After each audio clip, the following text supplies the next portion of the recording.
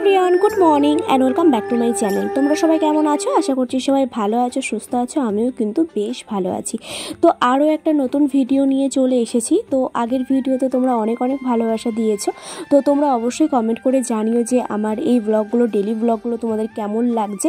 তো যাই হোক, সকালবেলায় ঘুম থেকে উঠে গেছি আর এখন দেখো বেড কভারটা আর কি কেচে দেবো।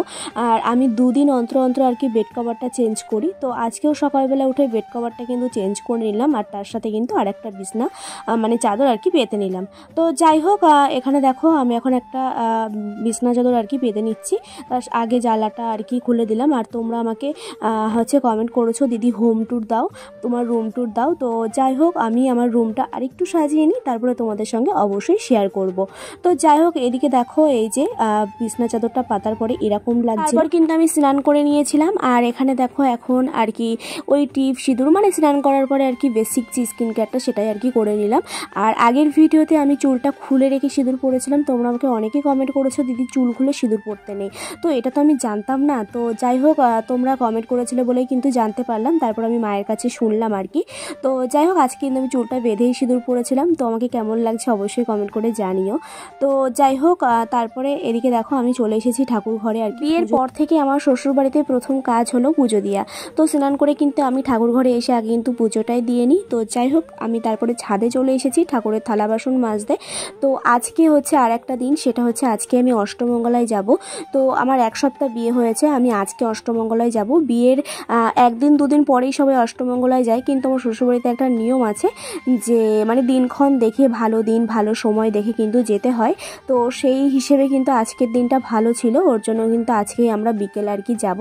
আর আমার ভাই আর কি নিতে আসবে, ঘন্টু আসবে তার সাথে। তো এদিকে দেখো উনি কোথায় গেছিলো, এখন বাড়ি ফিরছে। তো আমি যেহেতু ছাদে ছিলাম, তো তার জন্য একটু দেখতে পেয়ে ভিডিও করে নিলাম, যেহেতু ফোনটা ভিডিও ক্যামেরা অন ছিল।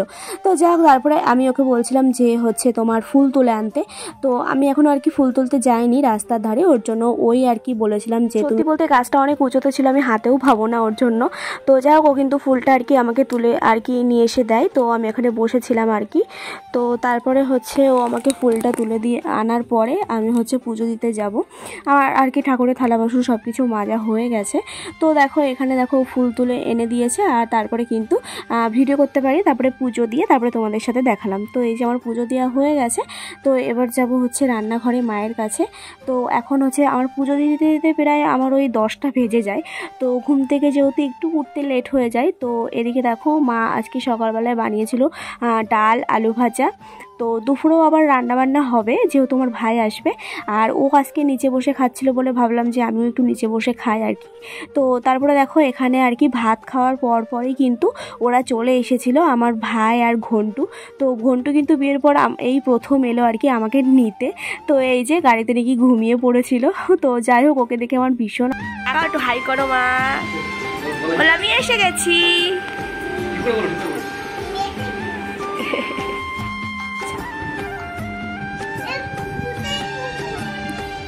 পরে ও কিন্তু ওর পিসুর কাছে একদমই যেত না, একদমই যায় না। বিয়ের আগে তো যেতই না। যখন ও আমাদের বাড়ি যেত, ও ভয়তেই আমাদের বাড়ি আসতো না। কেন জানি না, ওকে এত ভয় পেত বা লজ্জা পেত। যদি ওর কথা শোনে বা বাইরে যদি ওর বাইক দেখে, ও মোটে আমাদের বাড়ি আসতো না। তো যাই হোক, ও তারপরে এখন কিন্তু পিসুর সাথে ভীষণ মিশে গেছে, ওর কোলে যায়, মানে ভীষণ আর কি হয়ে গেছে ওদের দুজনের মধ্যে। আগে তো মানে কি বলবো, দুজনকে দেখে তো মানে কি বলবো। তো যাই হোক, এদিকে দেখো রান্নাবান্না হয়ে গেছে, আমি সবাইকে খেতে দিয়ে দিয়েছি। মা ওদিকে স্নান করতে গেছিলো। আর এখানে আমি ঘন্টু যেহেতু একা একা খেতে পারে না, তো ওকে আমি খাইয়ে দিচ্ছিলাম। আর চিকেন যেহেতু ওর জন্য আলাদা করে রান্না করতে একদমই মনে ছিল না, যেহেতু মা রান্নাবান্না করেছিল। তো মা তো জানে না যে ও ঝাল খেতে পারে না। তো যাই হোক, ডাল, আলু ভাজা আর তার সাথে কিন্তু ডিম খুব পছন্দ করে। তো ওর জন্য 2টো ডিম সিদ্ধ করে দিয়েছিলাম। তো সেটা দিয়ে ওকে ভাত খাইয়ে দিয়েছিলাম। ও আর কি মাংস খায়নি, যেহেতু ঝাল ছিল।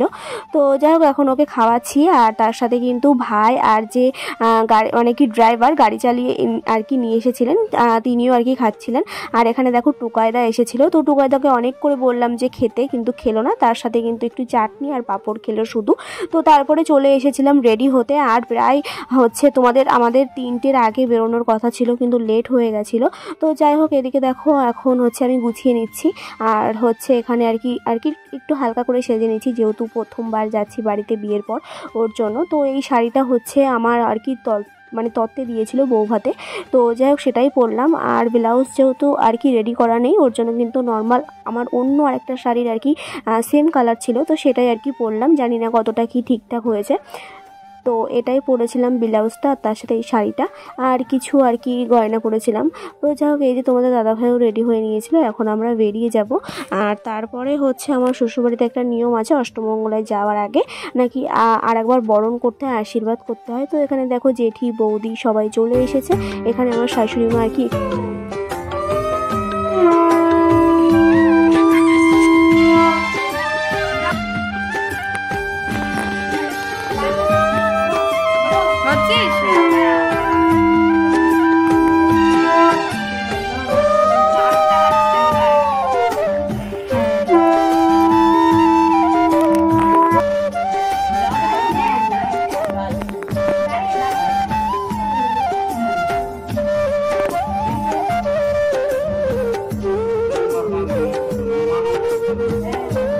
সবার নমস্কার।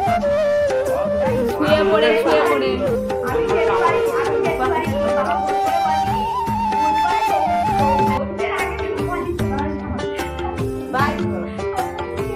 এরকম সময় গিয়েছে ও মাঝখানে একদিন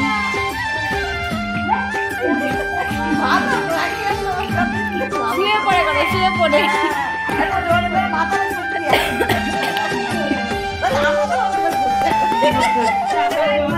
এবার 200 করে 1000 টাকা করে ফেরত দেবো, যাও এই মাটায় আশীর্বাদ করলো।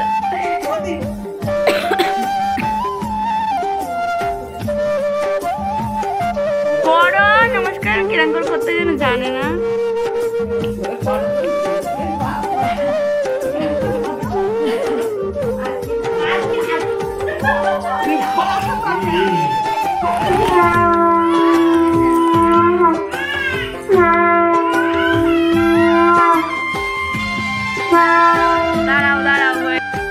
ও আমি ওদিকতে উঠি।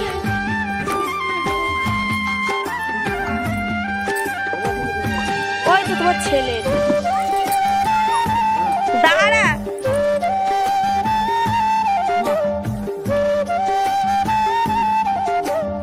তারপরে কিন্তু এই যে আমরা বেরিয়েও গেছি, আর তারপরে কিন্তু বৃষ্টিও শুরু হয়ে গেছিলো।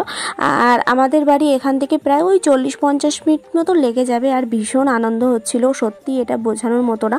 কারণ কি বলতো, মানে 1 সপ্তাহ পরে যাচ্ছি, মনে হচ্ছে প্রায় 1 বছর হয়ে গেছে আমি আমার মাকে মানে বাড়ির সবাইকে আমি আর কি কাছ থেকে দেখি না। ভিডিও কলে তো প্রতিদিনই রোজই কথা হয়, তবু ওই যে সামনে থেকে দেখা, মানে 1 সপ্তাহ মানে বাড়ির বাইরে, মানে সত্যি কথা বলতে অন্য একটা নতুন জায়গায়, সত্যি মানে কি বলবো, আগেও এসে আমি থেকেছি 1-2 দিন, কিন্তু যেহেতু 1 সপ্তাহ হয়ে গেছে, সত্যি মনটা খুবই খারাপ লাগছিল।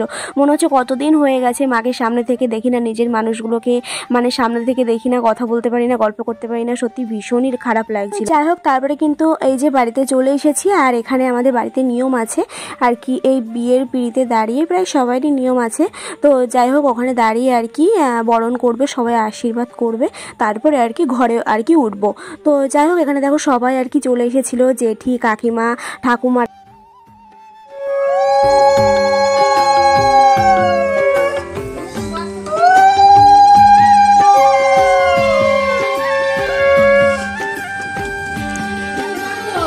আর কোনো ভিডিও করতে পারিনি। তো যাই হোক, তারপরে এখানে দেখো রাতে খাওয়া দাওয়া করতে চলে এসেছি। আর মা রান্না করেছিল মাছের মাথা দিয়ে ডাল, ইলিশ মাছ আর চিংড়ি।